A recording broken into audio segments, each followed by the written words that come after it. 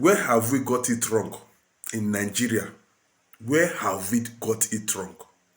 Is it a crime to elect a good leader that will lead Nigeria? What have we done to deserve this mess? We dey talk of hardship, starvation wey dey happen. Tinubu see dey carry money, dey lavish anyhow. He no even know if masses dey suffer or not. As I'm talking to you right now, for State House, tire, motor tire, they say they spent 361 billion. Not only that one, VP residents, they say they use 9.6 billion naira take work residents. Not only that one again, you see acquire another jet. Oh, this country, who will offend? Who will offend? How long will Nigerians be suffering? We are only consuming. We are not producing anything. See our economy. Our economy is drastically down. Nothing that happened. Assuming this money is plugged back to our economy or to do something substantial with the money, it will go a long way. Tinubu does the lavish money anyhow. Make una watch the video, may not be like they talk. It's really heartbreaking video. In short, Nigeria, my country, now who do us? Who do us? Bad leader, corruption. Make una watch the video. May I see how Tinubu, how the man does they spend money anyhow. What will it take Tinubu create infrastructure? Other countries where they do all these things, how many head they get? Hi. These people were so gullible and wicked. They don't even get us at heart. If they die or if they survive, these politicians, they don't care about you. May I watch the video? Many people said they talk too much. Watch the video.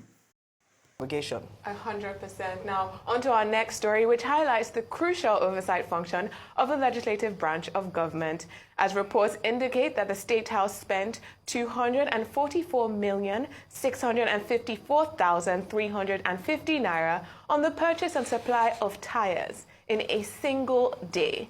Now, this expenditure is not at all surprising, as the 2024 appropriation bill allocated over 350 million naira for tires, with an additional 6 billion naira for the purchase of new motor vehicles for the State House headquarters. Now, furthermore, 3 different offices under the federal government, the Office of the Chief of Staff to the President, the FCT administration, and the State House Office of the Vice President, have received budgetary allocations exceeding 9 billion naira for the renovation or construction of residences for the Vice President. Now, as you can see, this includes residents in Dodan Barracks in Lagos, residents in Aso Villa, and the new resident that we recently saw being renovated and commenced by the shown off by the Minister of the FCT. Yeah. Now, this extensive spending, over 9 billion naira for the residents of a single individual in a country where children are dying from malnutrition, in a country where workers are begging for a living wage. A minimum wage increasing 60,000 is no longer a living wage in a country where 60,000 cannot buy you a bag of rice. However, we have over 9 billion going to residences for the vice presidents, and we have over 6 billion going to purchase of new cars for the State House headquarters. In a single day, a sign-off of over 200 million naira to purchase tires.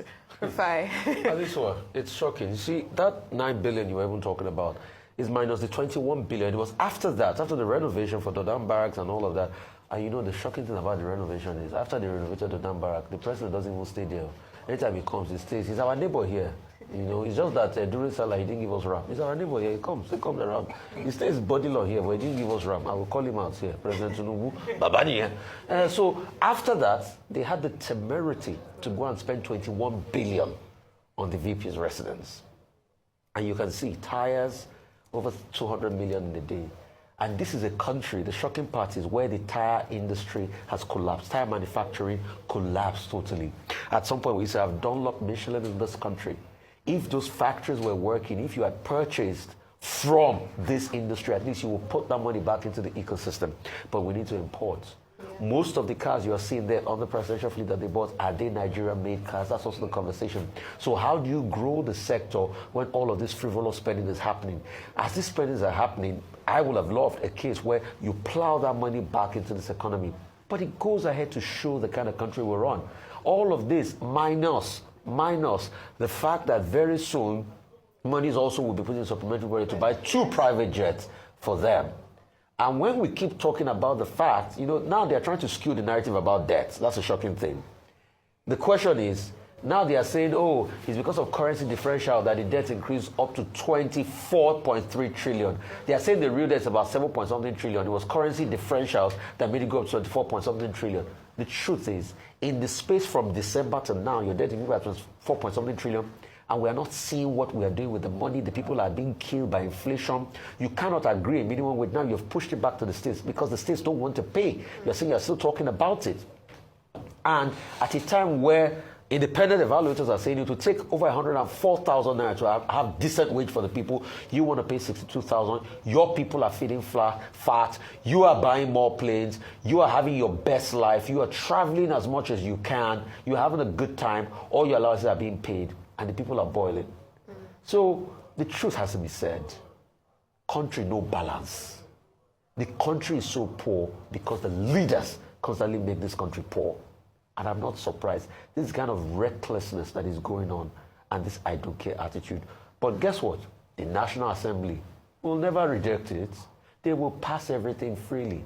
And that's how a country starts to deplete. But you see, the truth about the matter is that Nigerians are not even any better. Because when you raise this issue to Nigerians now, Nigerians will now divide across ethnic lines, tribal lines, religious lines, and say, no, when it was your own turn, when your region provided president, what did you do about it? Leave it our own turn. They will now remind you that they are standing on a mandate. They will remind you that you have no point to talk. I wanted to ask because, after the national anthem, the first time it was sung, they did mention the fact that the 2024 supplementary budget was coming. Yes. Now, do you think that the National Assembly is doing enough oversight? And what do you think that this type of spending says about the priorities of the federal government? Thank you very much. Spot on. And I'm glad that in light of what's happening in Kenya, we've been able to draw parallels with the Nigerian situation. In fact, if you hear what's happening in Kenya, you think you're reading about Nigeria, where the people are complaining about the fact that the government is saying that we have to tighten our belts, yet it doesn't reflect in the way that they are spending money to also build. What is it about building houses and residents and renovation? What is There's even a helipad coming to what is it about that? Again, I would say that it demonstrates the fact that the political class are out of touch with the sufferings of the people. It's either that or they are completely insensitive to the fact that Nigerians are suffering. So either they just don't understand the level of suffering or the fact that they understand it and they just don't, people will still survive. We are Nigerians who take. But there's something about pushing people to the wall. Yeah. That's how you push them to the wall, they'll turn back. And that's what happened in Kenya. And that's why we've said it a number of times as we've analyzed the Kenyan situation. Let us learn lessons. Must we get to that point until